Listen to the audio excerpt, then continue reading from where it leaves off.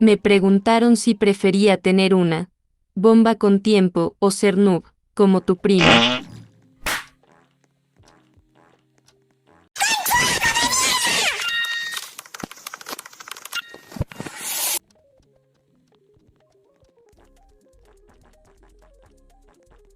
Una hamburguesa se queso o una alfombra mágica por 3 segundos. Tenía hambre. Bueno, literalmente si me la dan una alfombra por 3 segundos me caigo en la mitad del camino.